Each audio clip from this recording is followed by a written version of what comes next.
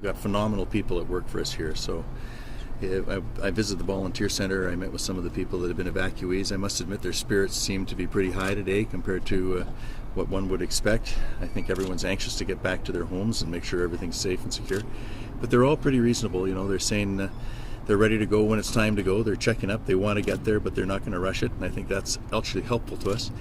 I do want to say that people at work in the volunteer center, we all have to remember they're all volunteering. They're putting aside their time and whatever they were doing to try and make sure this works for the people that have been evacuated, and I appreciate that.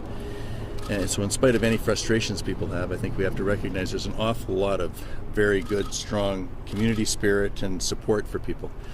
I also thought here at the Control Center, I think that one of the things that's really improved significantly since 2003 is both response time and coordination. Although it always is difficult when there's an emergency to bring all these groups together and make sure they're running in a focused and directed manner, I think that they've done a very good job here.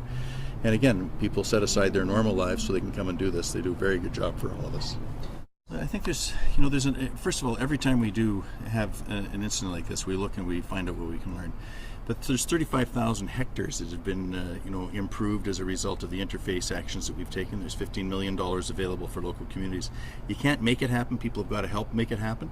There's still work to be done, and that's why we'll continue to focus on that. But there are areas, and in fact, when you go around with the officials, they'll point out, here's an area where if a fire had come, we would have been in much better shape than we normally would have been if we hadn't done it.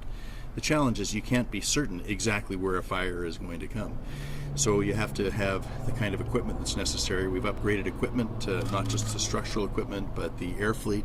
And I think sometimes we forget there's heavy equipment operators and there are pilots out there who are doing an exceptional job virtually around the clock on behalf of all of us as well. So, I think we always have to learn. We always have to focus on this. It is a partnership between local and regional governments and the provincial government. But I think the one thing we should learn is that we've done better in 2009 than 2003. There will still be resources required and we'll still be applying them.